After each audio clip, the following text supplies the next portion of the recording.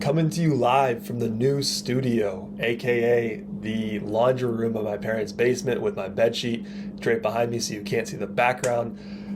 But I do hope the video is coming through nice. I actually did get a new webcam for my job, and I thought, why not get this YouTube channel going again, make some videos, document the travels, tell you a little bit more about the life that I've been living. And so I recently went to Colombia in February. Medellín is where I spent most of my time. Let's get into it.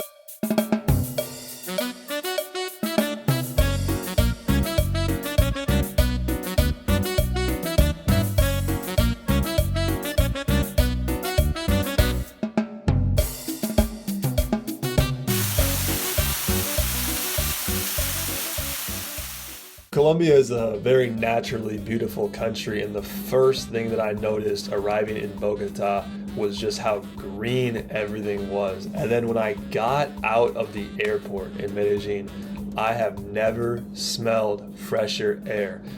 I mean, I was in New York in the middle of a snowstorm, so I don't know if it was just that or if Colombia really does have the freshest air, because all of a sudden I stepped out of the airport and everything just smelled good. It is called the City of Eternal Spring, and every single day it's like 75 degrees, little bit of sun, perfect weather. So hopped on a taxi driver got hungry, I was starving, so we just decided to stop, got ourselves a little bite to eat, had our little snack, and then we went to Guatapé, which is this really cool, a little bit touristy town, but there was this insane lake there that is one of the most picturesque views you'll ever see. So of course, had to climb up all those steps, get to the best view. I believe it's called El Peñol de Guatapé, and it's like 650 steps to get to the top. You're tired, the view is well worth it. Also in Guatapé, had my first bandeja paisa. It's like the national dish pretty much, and it's just a mixture of all sorts of different Colombian foods on the same plate, and I just love dishes like that because you get all of your food groups all together. If you get tired of one thing, you move over to another thing. Colombia food generally wasn't my favorite. I actually had some good international food when I was in Medellín, so I had some bomb Korean food, I had some Lebanese food, I had some Venezuelan food. Honestly, 3 of the best meals I've ever had, but the actual Colombian food, it wasn't my favorite. As far as countries I've visited, it's not definitely bad, but I did come from Mexico last year, and so it's really tough to beat those street tacos in Mexico. Going back to Guatapé, really cool place, saw a cool waterfall, lots of good things to see, and then took a bus back to Medellín. Now, Medellín is a really awesome city. I think one of the first things I noticed when I got there was the sports culture that they have. So everybody's obviously really into soccer. There was a Colombia-Argentina game one of the first nights there, and everybody was on the street watching the games on TV. Honestly, that's my dream. I wanted so bad to be in an environment like that where the national football team is playing and everybody's fired up, everyone's watching together. That was really cool. But besides the soccer, there are so many really incredible outdoor gyms. They kind of look like prison yards because, you're like lifting with chains and stuff, and it looked kind of rugged at first, but these places are legit and they're all free. They're open to the public. And there's also so many sports courts. Obviously there's going to be soccer fields, but there was basketball courts at this one place. There was BMX, there was even archery, there was bowling, there was sand volleyball, there was ultimate frisbee, literally everything. I went there a ton because, as some of you know, I was training for American Ninja Warrior, and so Colombia was the perfect place to be. There was actually so many people into calisthenics. The other thing that I'd heard about Medellín that I was really excited to try out as well was the public transportation. Lame! You're probably thinking, why is he excited to try the public transportation? Wait till you see this. This is how people get to work. This is how people get around the city.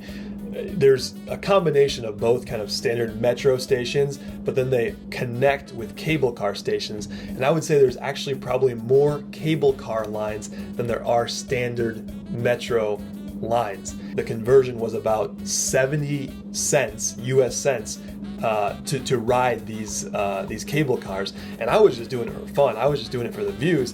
But obviously this is a real mode of transportation for people to get around their city, because it's kind of mountainous and built into hills. It makes a lot more sense to just lift up a cable car than have a metro station or a bus station go up these hills.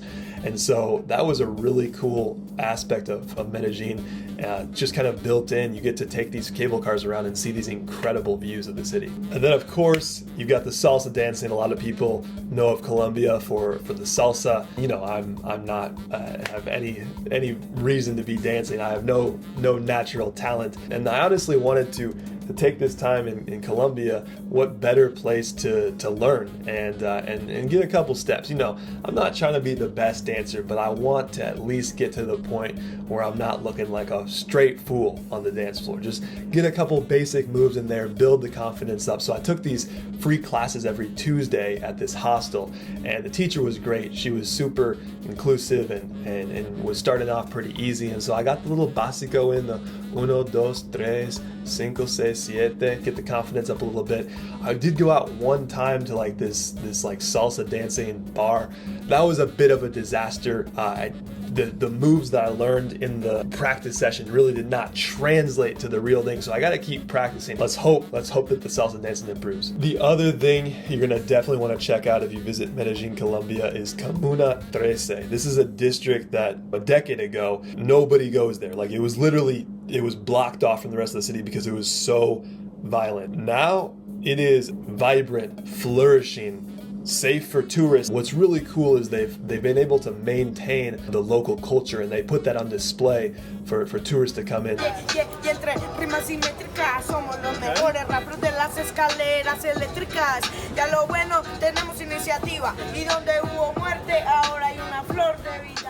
They built these giant escalators that take people around the district, and they've got people dancing on the street. They've got all sorts of graffiti and street art, and it was just really a vibe to check out. And also celebrate the progress that Colombia has made in the past couple of years. I think a lot of people, when I said I was going to Colombia, they think of Pablo Escobar, they think of drugs, and that is really not the case anymore. Colombia as a country has developed so much. Medellin as a city is just an international city. They've got all sorts of business going. There's a lot of growth, a lot of development, a lot of excitement, and Comuna 13 is a great example of all of that.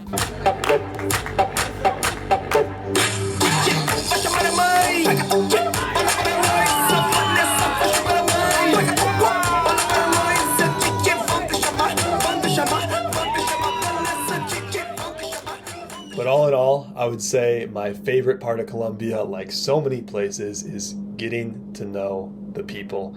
I mean, I've traveled to a lot of countries where the people are very warm, welcoming, hospitable. Colombia is right at the top.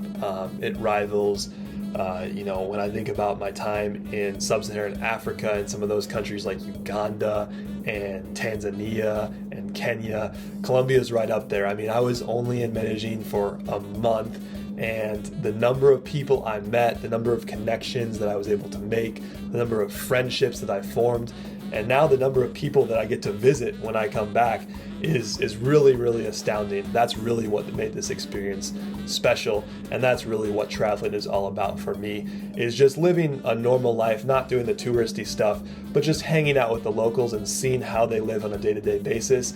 And through that, I'm able to really learn and see what works for me and what doesn't. You know, I can take a little bit here, I can take a little bit there, and I can see that there's no one way to do things. It's so limiting when we only surround ourselves with one culture and we do things all the same way as everybody else. When we get to travel, when we get to meet new people, explore new cultures, we really see what works for us, and that's how we develop who we really are. I unfortunately had to leave Colombia after just a month there because I had to fly back into the United States to train for American Ninja Warrior and compete on the show. But I would say it was an incredible experience overall, and really looking forward to coming back and visiting Colombia probably later this year, because there's a lot that I didn't get to explore and see working full-time and also training during my 1 month there. So that's all I got for now, but I do definitely want to focus more on this channel and keep making videos documenting my life as someone who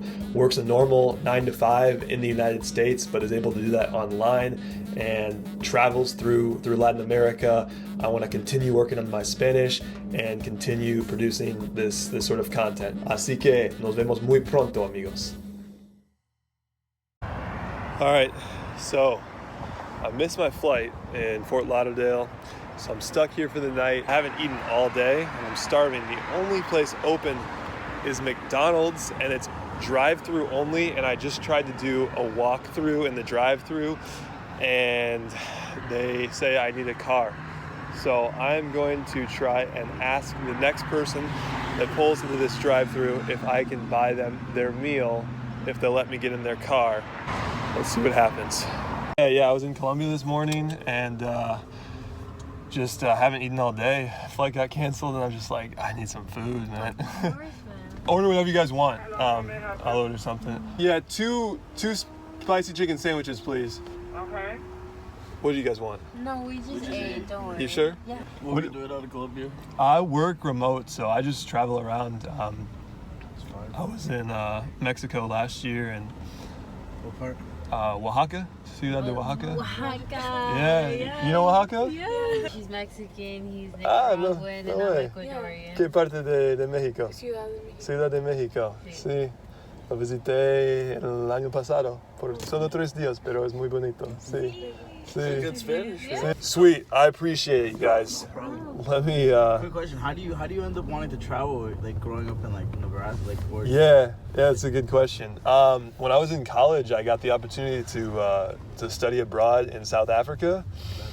And that literally just like completely changed my perspective. Like before that, I was like, I want to live like in the U.S. and all that. And then after I did that, I was like, man, this is something I want to do forever. You know, and experiencing new cultures, like all that for me is like that's life right there. That's awesome. So I realized I want to just keep doing that. And now with this remote job, like you get to travel. keep doing it. Now you have a story to tell. Exactly. That's what I always have found is like when things start to go bad, you can always turn it into a good story, or you can make something out of it, right? Like,